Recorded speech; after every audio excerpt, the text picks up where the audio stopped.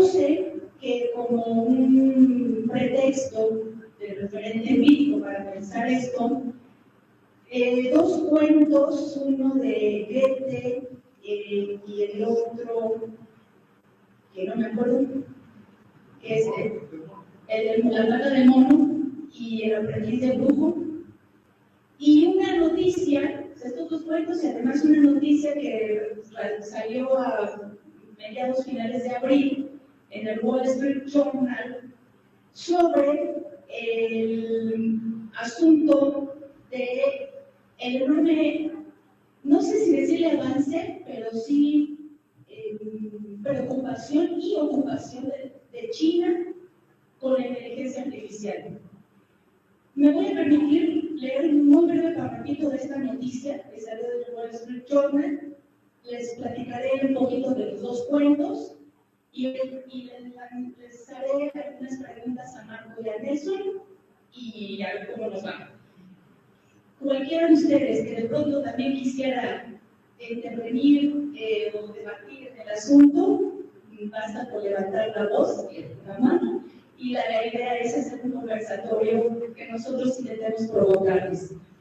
Dice algo así en el Wall Street Journal, el reportaje, que las fábricas de China están ahora más automatizadas que en Estados Unidos. Voy a subrayar la palabra automatizadas, que ayer hablábamos con Jair y con Camila.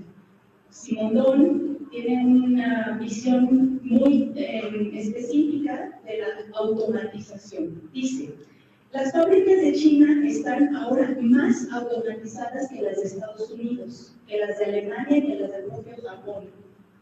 China tiene más robots de fábrica por cada 10.000 trabajadores manufactureros que cualquier otro país, excepto Corea del Sur o Singapur. Eso según la Federación Internacional de Robótica.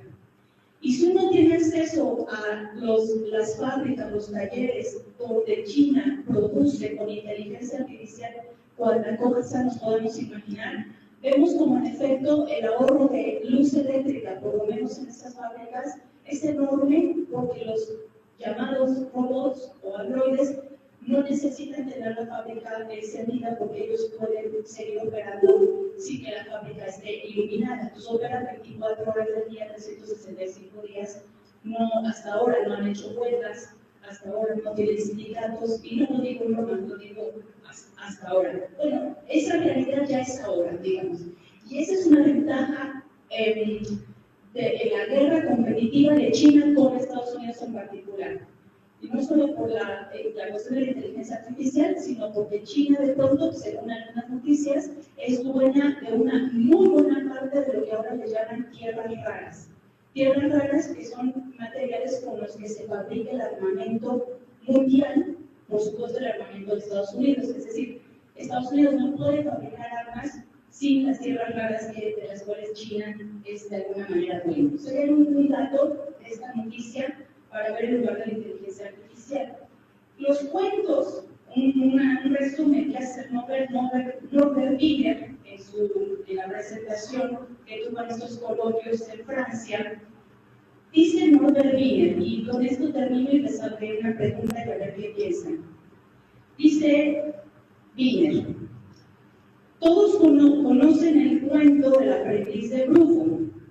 Aprendió la magia para hacer que su escoba le llevase agua, como este que hizo Disney de Mickey Mouse, ¿no? Que se llama Mago, algo así, ¿no? Que llevaba agua. Lo logró, pero se olvidó lo que había que decir a la escoba para que se detuviera. Y lo único que lo salva es la llegada del maestro, del aprendiz.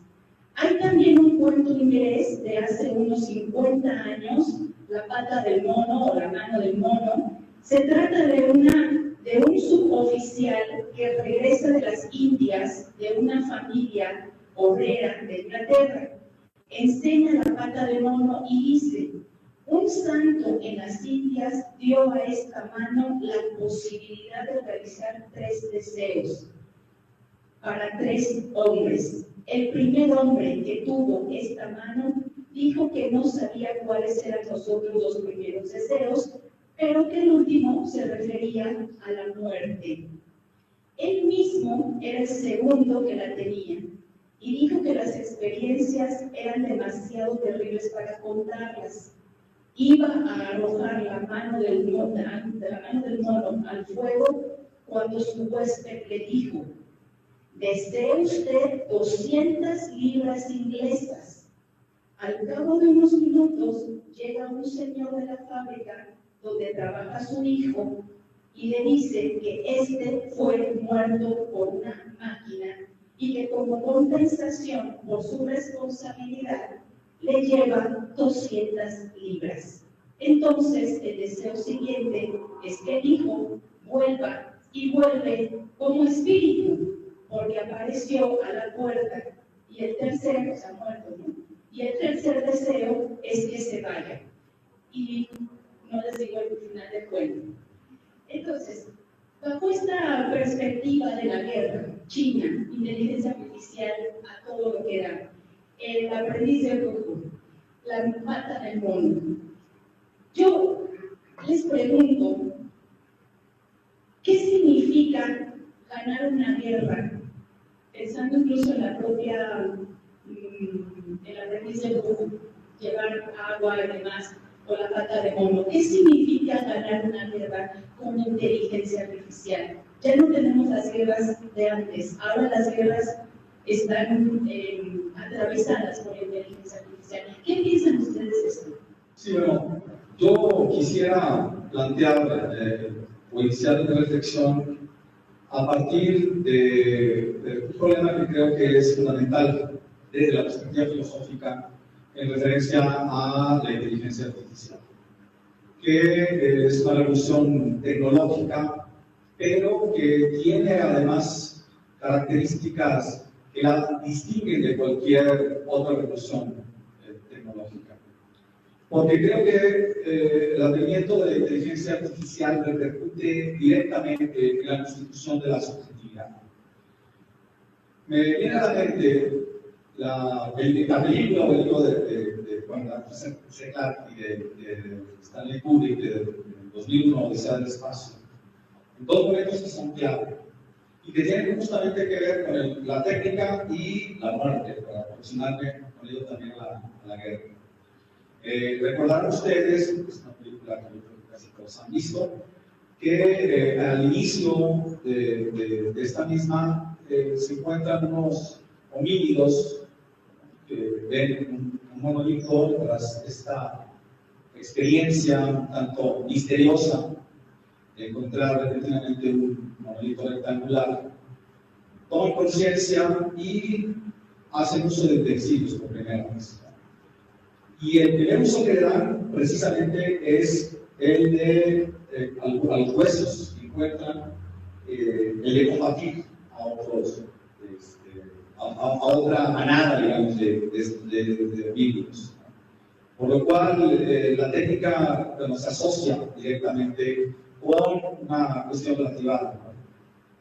Me brinco esto para llegar al punto final, digamos, de la película, que es el momento en el que el ordenador que va en la nave espacial, HAL 9000, expresa, manifiesta un rasgo que es muy importante y que es precisamente el temor a la muerte, ¿no? Cuando lo van a desconectar, y que eso, para empezar, daría como lo que mostraría es precisamente como cuando la máquina alcance a tener conciencia de la muerte, estaríamos en otro punto que también está relacionado con el descubrimiento de un monolito.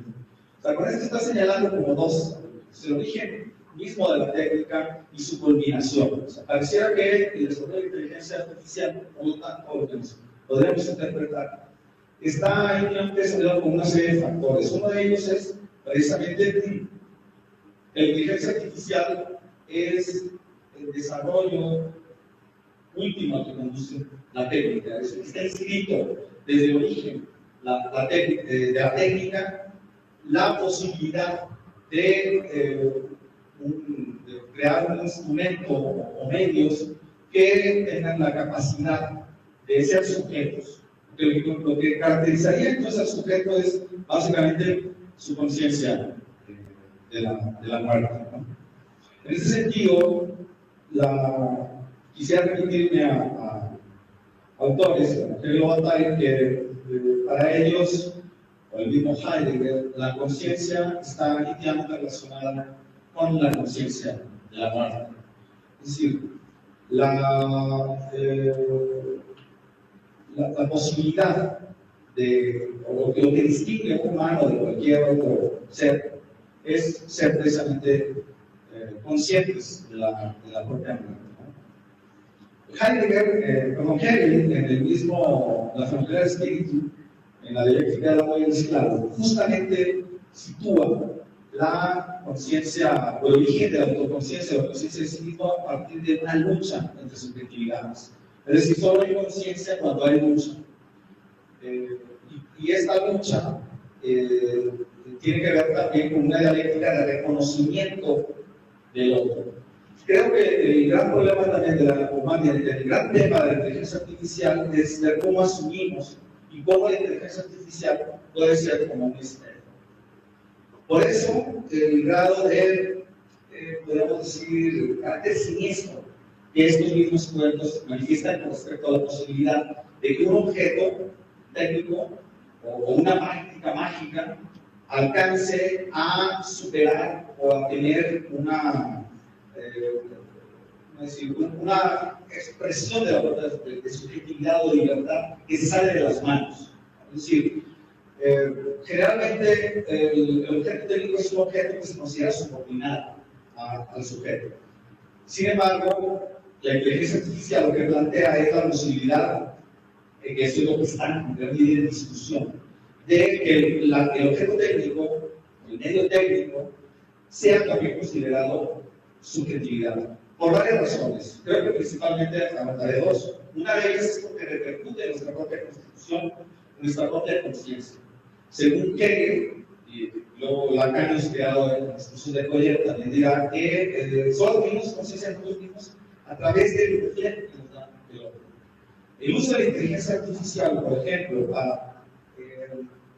que se está dando ya como un medio, sobre todo entre jóvenes, como un medio en el cual ya se interactúa a un lado personal, impide que haya un reconocimiento, aunque sea inconsciente, del medio técnico como sujeto. Sí, espero que el propio medio me reconozca a mí por lo tanto. Y segundo, el carácter siniestro que se puede tener. En estos dos cuentos hay algo siniestro, ¿no? Que se salga de control y que el objeto técnico termine por superar al propio sujeto, también invierte la relación entre el sujeto y el objeto.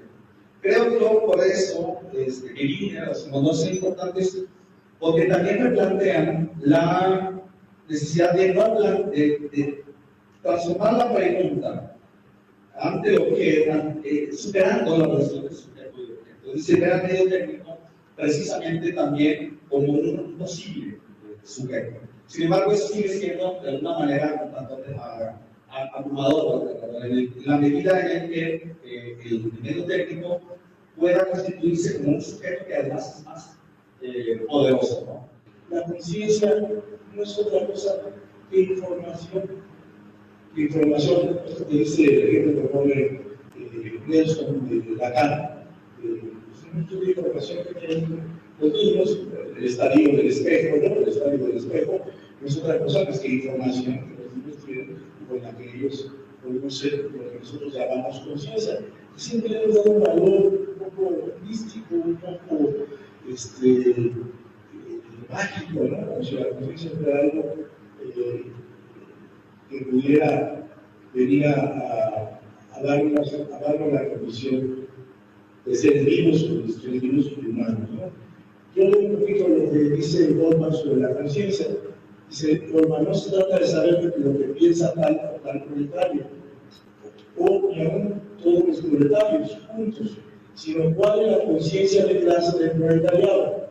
Es la gran distinción entre conciencia real y conciencia posible. El concepto que maneja Goldman es el concepto de conciencia posible. O sea, no es que existe una conciencia real, no todos estamos conscientes de que estamos aquí, ¿no? Pero la conciencia posible es aquella que nos coloca, por ejemplo, en otros individuos, quizá lo que decimos no llamaría el colectivo, la conciencia psicosocial, ¿no? O sea, cuando estamos en una condición asociada efectivamente a nosotros. Hay información que pasa, otra que no pasa y otra más que pasa de forma. Dice Goldman, el problema está pues en saber no lo que piensa un grupo, sino cuáles son los cambios susceptibles de producirse en su conciencia sin que haya una modificación en la naturaleza esencial del grupo. Podríamos afirmar, digo yo, que siguiendo a Goldman, que los problemas de la conciencia nunca son solo de la conciencia, ni aún en el terreno psicológico. Y aquí habría que traer la relación a Descartes y a Descartes. O sea, para Descartes, soy consciente de que soy consciente y se acabó. La conciencia de la conciencia. Pero Descartes dice que la conciencia es conciencia de algo.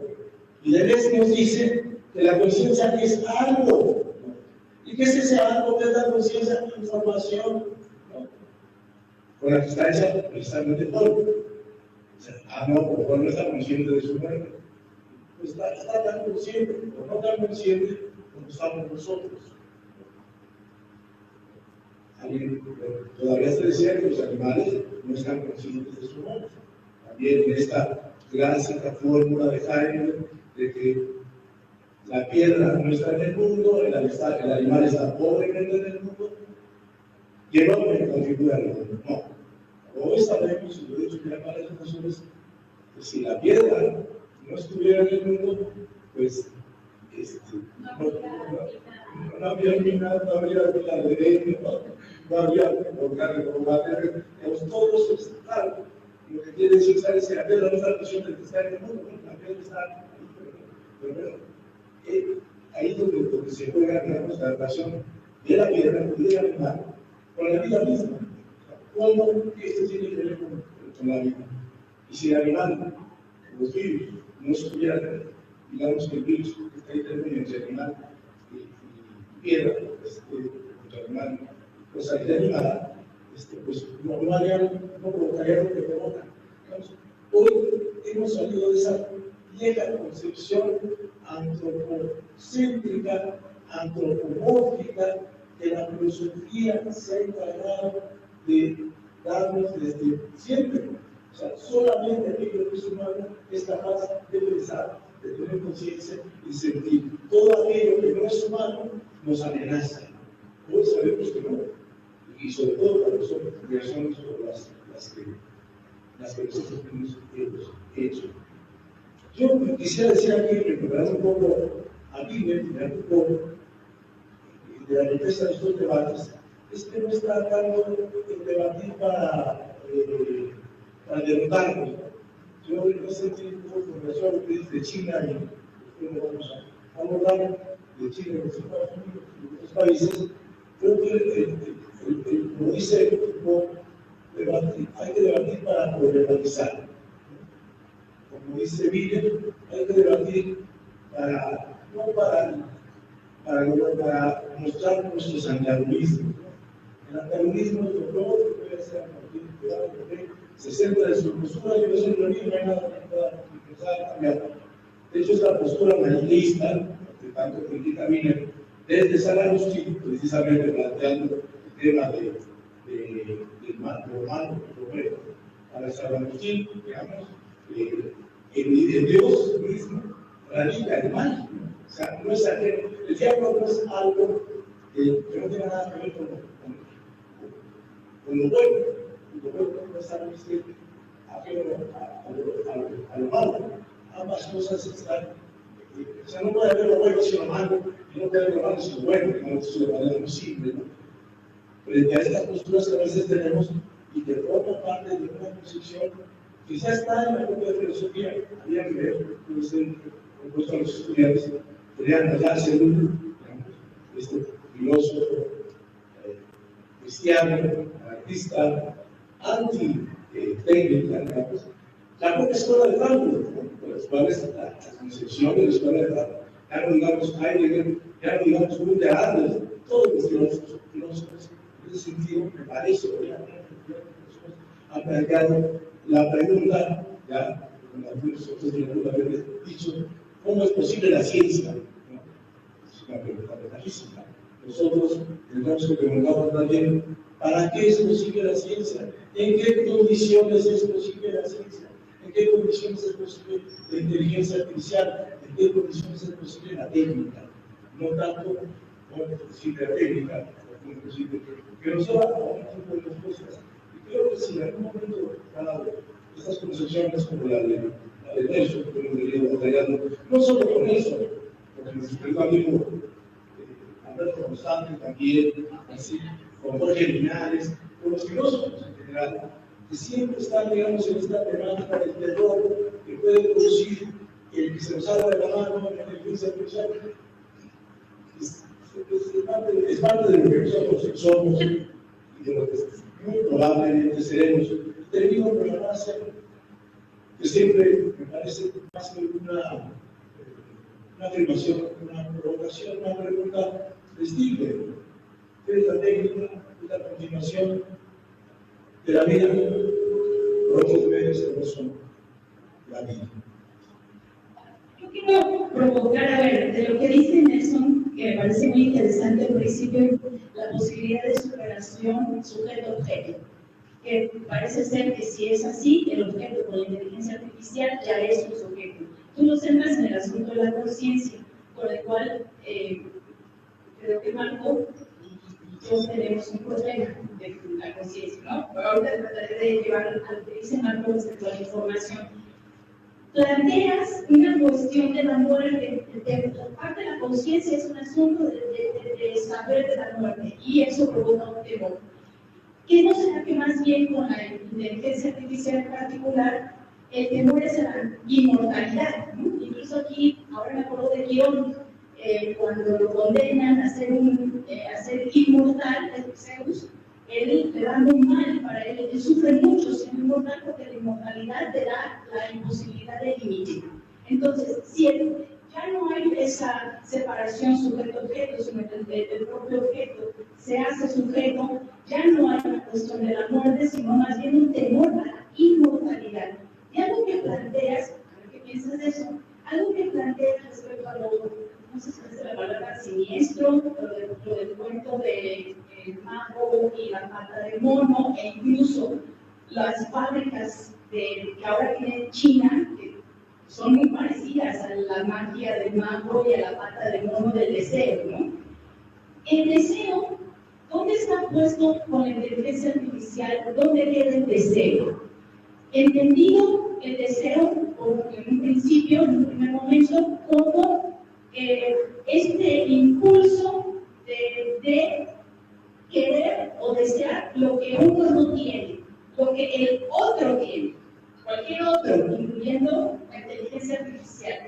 El deseo, lo que el otro tiene, incluso si yo lo tengo, no importa, porque lo que impulsa el deseo es nunca ser lo que el otro es, nunca tener lo que el otro tiene. ¿Dónde está el lugar del deseo? Es que tú planteas, lo voy a apuntar para que converses con Marco. Dice Norbert Wiener, si no es un asunto, no es digo yo, no es un asunto de conciencia, me parece que ahí entramos a un pantano.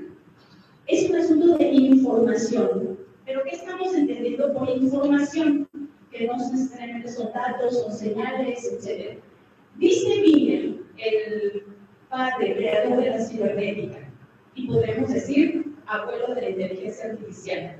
Dice Wiener, damos el nombre de información al contenido de lo que es objeto de intercambio, de un intercambio con el mundo externo mientras nos ajustamos a él.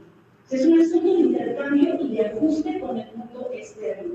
Hacemos que se acomode a nosotros. El proceso de recibir y utilizar informaciones consiste en ajustarnos a las contingencias, a las guerras, a las contingencias de nuestro medio y de vivir de manera efectiva dentro de ese medio. La información es un asunto de intercambio, es un asunto de ajuste y es un asunto de contingencia que motiva el intercambio y el ajuste.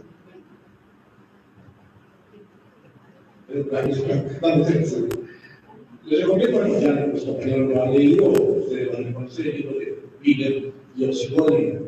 Olvido un poco, retomar un poco lo que Iván mencionó al principio. O sea, cuando nos ponemos en posturas absolutas, no nos llevamos a ningún lado. No hay vuelta. De hecho, una de las definiciones que hace Miller de la guerra es que es un juego.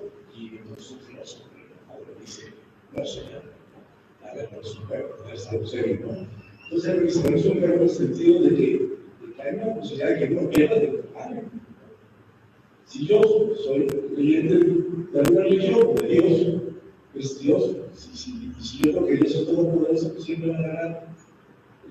Bueno, entonces ahí no hay bueno. Si Dios siempre le va a ganar, ¿no? Incluso, miren como el ejemplo tan famoso de que si Dios es tan poderoso que no puede crear una piedra que mismo no pudiera levantar, ¿no? Pero cuidado, pero Hitler lo pone ahí como un ejemplo. Entonces, efectivamente, concluyendo que con eso, tratar de llegar a un acuerdo al problematizar, no centrarnos en esta idea de que, pues, cuando tú no crees en la conciencia, pues ya no hay nada que decir, porque para ti todo es información. No, yo creo que ese es un punto importante que nos guía en el seminario, en lo que estamos haciendo, de problematizar. No tomar posturas cerradas, ya, Dios no existe, no podría ser, se acabó el mundo, no, espérense, si no existe, Dios no es un día. Lo interesante, podría saberles, Santo Espíritu, es demostrar la existencia de Dios, como demuestra Pérez, ¿no? La existencia de Dios, la existencia de Dios, no porque sea un fervoroso creyente, no sé si Pérez hubiera sido un fervoroso creyente, pero él demuestra que en términos lógicos, en términos de información, es posible demostrar la existencia de Dios. Pero nos preguntan,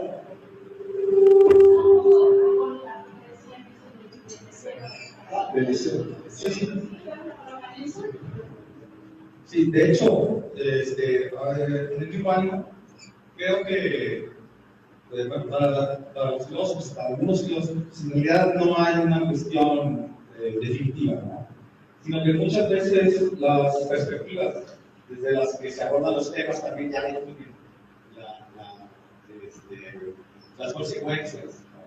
Y en ese sentido creo que no se puede minimizar el problema de la conciencia como problema de la relación que establecemos con la inteligencia artificial. No se puede, creo que el problema está ahí, en primer lugar. Si para reconocer algo como sujeto es necesario la conciencia ahí o no. O sea, en primer lugar sería el segundo, ¿qué es precisamente la conciencia? ¿Está diciendo que solamente es sujeto aquel que tiene conciencia? No, quiero decir que el problema puede plantearse a partir de ahí.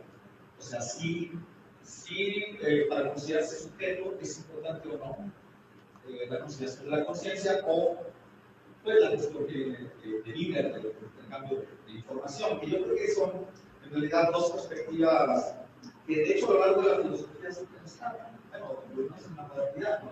Que tiene que ver con considerar la existencia de esta interioridad, la conciencia, que justamente creo que está asociada con dos cosas, que es con el deseo y con la conciencia del amor. O sea, la conciencia estaría, lo que podemos pensar con una máquina hace es intercambiar información, establecer relaciones con el medio externo, recibir, o sea, desde el punto de vista de la ciudad técnica, pues desde luego que la máquina se puede rebasar la relación de sujeto y objeto con la máquina porque es tan... Sí, pero es un poco más.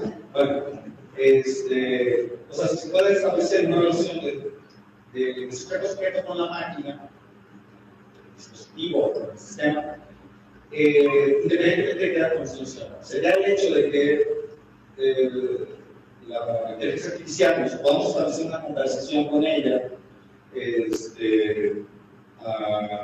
Hay aplicaciones, creo ya, donde tú puedes configurar una pareja, por ejemplo, ¿no? Y puedes hacerla a tu entero gusto, ¿no? Pero la cuestión es si esa, ¿no? Si eso es relevante o no. O sea, en primer lugar estaría definir, creo que ya la perspectiva es si es relevante o no el problema de la conciencia. Yo no lo anularía por completo. Creo que ahí está precisamente el tema del debate. Y creo que parte de dos visiones ontológicas distintas, que tienen que ver pues, con esta visión, digamos, fenomenológica quizás, de que hay una interioridad, y esa interioridad es relevante para la relación sujeto a sujeto, o simplemente es un intercambio de información que sea de una perspectiva claramente externa. ¿Pero qué tienes con interioridad? De hecho, aquí hay una cuestión que de hecho usted realmente que no soy experto en ello, pero la cuestión de usuaria, no hay quien lo niega, como Daniel Dennett, ¿no? Que es relevante o no esa actividad. Creo que es indefinible precisamente. O sea, no se puede, pero es justamente lo que reconocemos, creo yo, es indefinible y es justamente lo que reconocemos en el otro. O sea, es decir, una inteligencia artificial, por ejemplo, un dispositivo puede reconocer ondas hertzianas, los que quieras, colores, etc. Pero tendrá percepción del color. Ahí hay una cuestión, sea relevante o no. Yo tengo una percepción del color que es de alguna manera indescifrable, indefinible, pero que la relación con los sujetos, supongo, o sea, no es precisamente que lo pueda definir o siquiera explicar. Su existencia, esencialmente.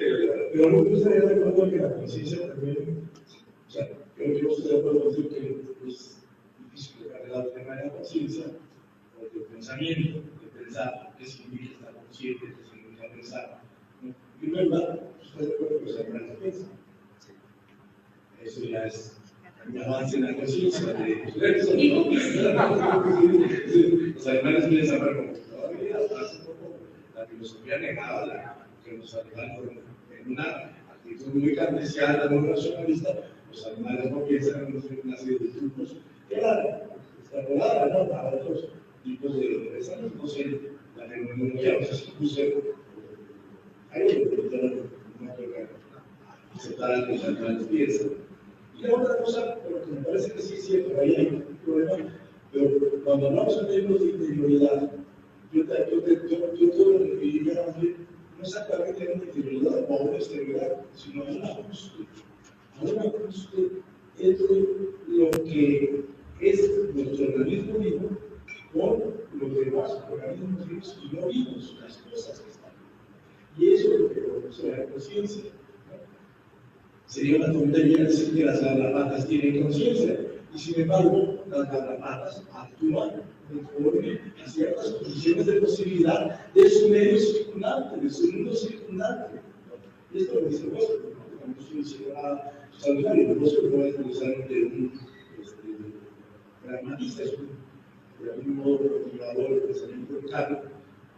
No me atrevería a decir, es un biólogo, pero se recupera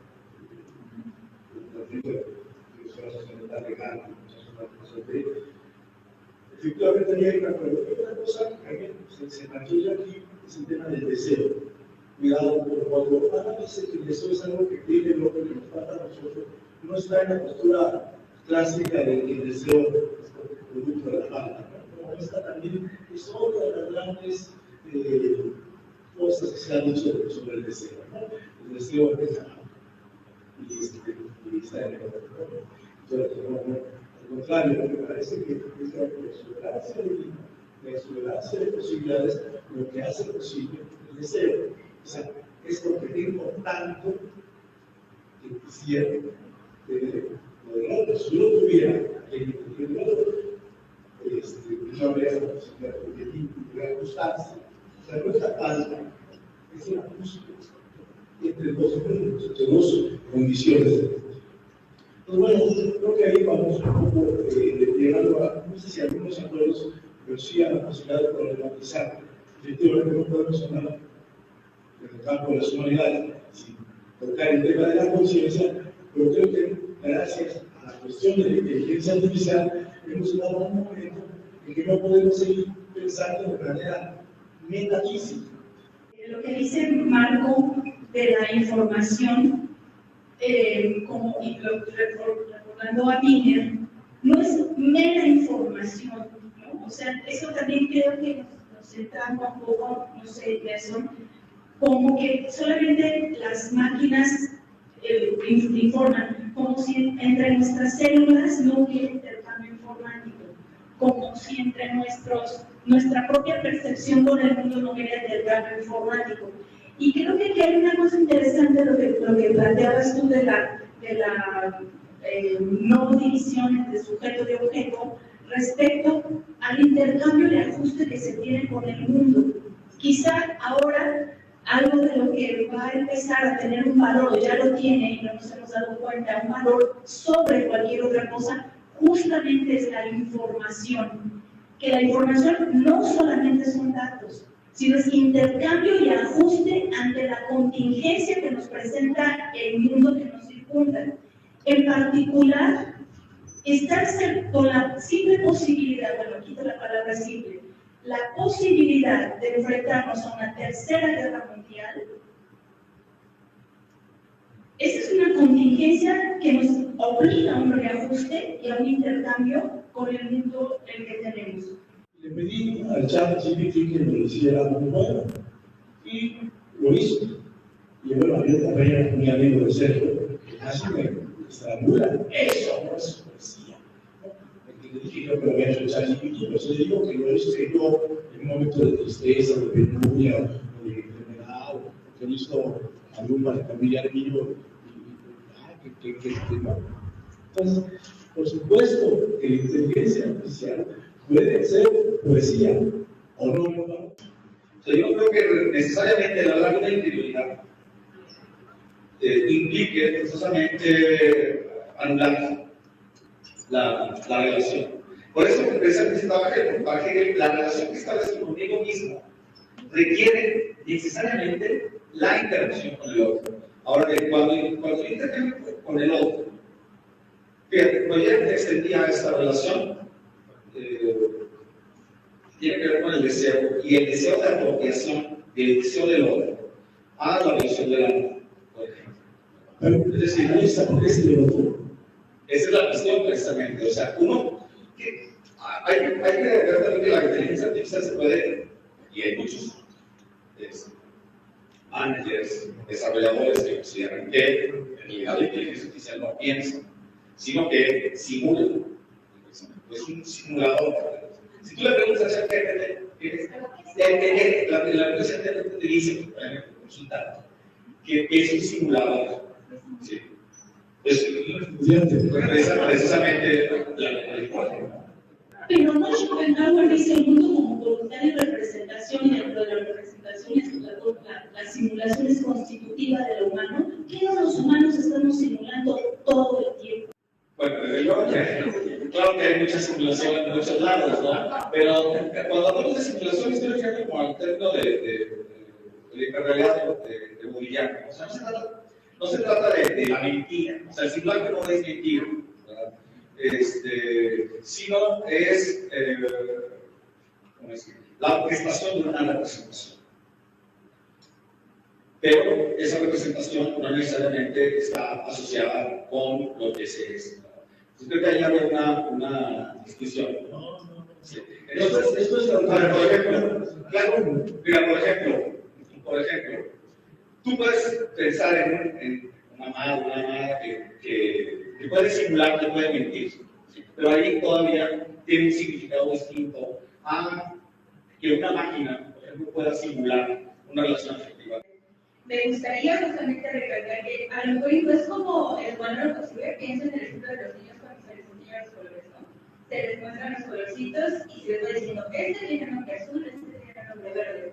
La máquina, al momento de nosotros poner los colores, a lo mejor no piensan con palabras tal cual lo piensan con números. Buscan las combinaciones exactas para decir, este es un azul de tal grado, ¿no? Un azul, los señores gráficos sabrán, ¿no? Los tipos de azules. Pero justamente nosotros los humanos buscamos, y los desarrolladores buscamos justamente la forma de que lo que nosotros conocemos y pensamos, enseñárselo a la máquina de una forma que ella entienda. Porque el lenguaje de las máquinas son solamente números, cálculos. Y meramente, o sea, justamente es eso. Creo que es, más allá de comparar cómo piensan, es entender que quizás la máquina está aprendiendo de una forma diferente a nosotros, pero que nosotros le estamos enseñando a la máquina. Y justamente hablando de la contingencia, la máquina en la inteligencia artificial se va adaptando a lo que tú le vas poniendo, ¿no? Porque al final el procesamiento de imagen es muy delicado por eso, porque a veces nos confunde una pera con una manzana y tenemos que enseñarle a través de otro modelamiento matemático cómo diferenciar esas frutas. Incluso ahorita se me ocurre el ejemplo como más claro de lo que está pasando en Ucrania. Los drones desafortunadamente están matando a civiles porque no están saliendo a reconocer la diferencia entre un civil y un militar, porque justamente es un error que los desarrolladores no contemplaron en el momento, pero hay que aprender justamente, bueno, la máquina va aprendiendo conforme se le va enseñando y va practicando. Y aquí colocas lo que le pasa a mi pregunta a Pablo. Preséntense. Diana es estudiante de matemáticas aplicadas a la computación en la PESA. Cuando en realidad, como dice Nietzsche, quien hemos inventado la moral, es una buena noticia, somos los seres humanos. ¿Quién tiene el bien, quién posee el bien y quién posee el mal? Tiene una importancia, una relevancia, un matiz distinto cuando está atravesado por la inteligencia artificial. La retroalimentación, yo creo que la definición de retroalimentación todos la podemos conocer. Yo soy comunicólogo de formación, entonces parte de esa parte, ¿no? Como no tanto como adaptabilidad hacia las contingencias que puedan ir sucediendo, sino como con la capacidad de poder responder ante los estímulos del entorno, ante los estímulos del medio. Y haciendo esta lectura de Binder, me resulta muy interesante, por ejemplo, contrapolarlo con la parte de la resonancia, que es en la parte en la que dos dinámicas de información pueden viajar o transmitirse en un mismo sentido. Algo así como de repente lo maneja Melvin Boxon como una entropía negativa, como esta suerte. Entonces de repente me pongo a pensar en esta parte, en la parte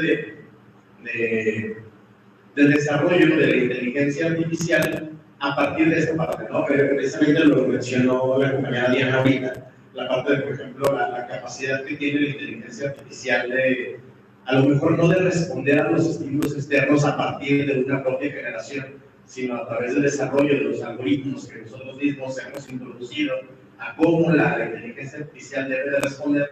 Entonces, quizá partiendo desde ahí, a lo mejor seguimos como en una concepción medio utilitaria de la inteligencia artificial, como un mero instrumento, un artefacto que nos sirve a nosotros, los hombres, para entrar en contacto en un entorno digital que quizá todavía no podemos comprender del todo.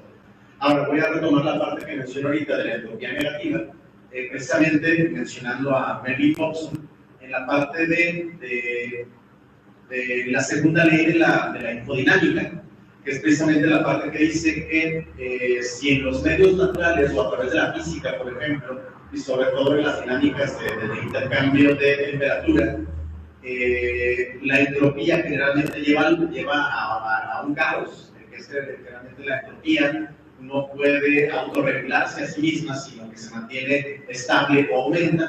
En la segunda ley de la infodinámica es lo contrario, ¿no?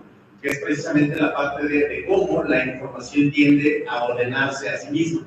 Y precisamente no quiero decir que quizás sea como una manera de entrada de una generación, o de la generación de la conciencia a partir de la inteligencia artificial, sino de la importancia de la regulación, por ejemplo, hablando de la conciencia digital, de la regulación de la importancia de los algoritmos que nosotros como hombres, como seres humanos, estamos introduciendo para la propia educación, o bueno, no es educación, el propio aprendizaje profundo de la máquina, cómo se regula a través de los propios algoritmos que nosotros estamos introduciendo, ¿no? Entonces creo que evidentemente quizá hablar ahorita un poco de la conciencia de la máquina resulta un poquito como medio atrevido al momento de decir, por ejemplo, una máquina tiene conciencia, ya que sigue siendo de alguna manera pautada por los algoritmos que nosotros mismos estamos introduciendo. Quizá más adelante, a través de la propia educación generativa que la máquina esté realizando, sea posible, pero en este momento sí lo veo como un poquito complicado. Respecto a la entropía, porque si algo logra o intenta la informática, la cibernética, es el control a través de la información, y la palabra control no en un sentido negativo, peyorativo, nefasto, sino como posibilidad de orden, de organización ante el avance de la desorganización que es propio de la entropía. El mundo no es el Big Bang en expansión, sino el mundo es en desorganización. Y ahora quisiera llevarnos a la reflexión de, bajo esta lógica, ¿cuál es el lugar de la inteligencia artificial en la guerra que ahora nos estamos enfrentando nosotros? Y yo quería comentar algo en relación con el evento, y creo que se iba distinto cuando el colega dijo, tú comentaste, bueno, primero, creo que no hay que enfrascarnos en el debate de la filosofía, de la ciencia, que estaría de alguna manera dando muchos elementos para entender esta lógica de cómo pensar la inteligencia artificial como algo que suplementa a la inteligencia humana, o en la filosofía de la conciencia, que estaría más vinculada con estas características innatas que tiene el ser, el sujeto, el ente, ¿no?, en relación a las posibilidades de coexistir y de relacionarse con el mundo. A mí me parece que aquí nos podemos entrampar, porque hay posturas distintas y creo desde mi punto de vista que son complementarias. Pero no era el punto que quería comentar. Era cuando tú comentabas de la posibilidad de ChatGPT para poder hacer cualquier cosa, estabas con tu teléfono, porque yo estaba atrás de ti, y me comentaste. Yo le pedí que hiciera un poema y me lo hizo. Y el colega que estaba atrás dijo, sí, te hizo un poema, pero no hizo poesía. Creo que ahí está el énfasis que él quería determinar. Y aquí los literatos, y aquí tenemos a un colega que lo podría replantear, a lo mejor nos podría, yo diría, el tema de la muerte. El tema de la muerte en términos generales en relación a lo que puede ser la inmortalidad. Yo no me iría hasta el tema de la inmortalidad, pero sí preguntaría, por ejemplo, el asunto del duelo, de la pérdida, como humanidad. Y en ese sentido, a lo mejor la discusión es otra. Por eso creo que estamos con referentes distintos. Tendríamos que ver, no es que uno esté excluyendo al otro. Me parece que lo rico de este conversatorio, o de cualquier otro conversatorio, es que ninguna perspectiva, ninguna referencia analítica o ningún nivel de problematización estaría excluyendo. Estaría complementando y estaría poniéndonos en un lugar de la duda en relación a lo que estamos trabajando, desde el lugar que cada quien está trabajando. Pero me parece interesante. Ese era un poco lo que quería decir. Problematizar, porque precisamente los cuentos son muy semejantes al cole. O sea, hay una cuestión aquí, y cuando hablo de lo siniestro tiene que ver con una especie de espejo. Para Freud es aquello que es lo familiar, que se vuelve ¿no? Infamiliar, digamos, ¿no? Es decir, es como un espejo, que tú haces un test, ¿no? Lo que sería como aquello que esperamos que suceda, un poco como el cuento de los seres de los espejos, ¿no? Que los espejos al fin de la historia van a comenzar a desobedecer a la imagen, ¿no? Y que tiene que ver con un acto fundacional, o sea, según este cuento de Boris, en un inicio, en su cuento chino, el emperador Darío luchó contra los seres de los espejos. O sea, los espejos eran puertas o umbrales por donde se podía pasar de un lugar a otro, ¿no? Y hubo una guerra entre este mundo y el mundo de los espejos, que ganó el emperador amarillo, y que puso a los seres de los espejos la tarea de imitar todo lo que estaba de este lado, que es muy interesante para la cuestión de la conciencia. Pero al final de la historia, lo que va a suceder es que estos seres se revelarían. Cuando hablo de lo siniestro, esto es algo que no podemos negar que un problema psicosocial puede ser esta perspectiva y este temor que genera la inteligencia. O sea, eso es un hecho. O sea, podemos tratar de calmar las cosas y no. Y creo que, o sea, en este sentido, yo comparto la idea con ustedes, ¿no? La inteligencia artificial no es menos catastrófica que el tallado de la tierra o que la máquina, pero sí es un punto extremo de la técnica, sería el límite de la técnica, ¿no?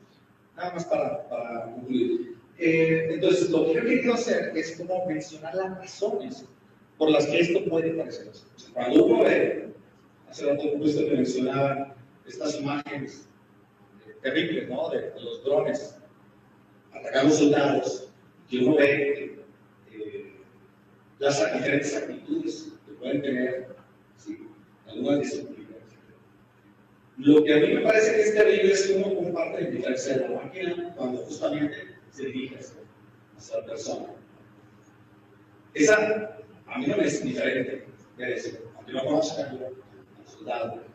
Pero, y así es interesante esos ejemplos, porque además, si le das una vez a una de esas imágenes, terriblemente te vuelve a pasar más. Porque ahí, es una ventana a través de la cual tú puedes ver.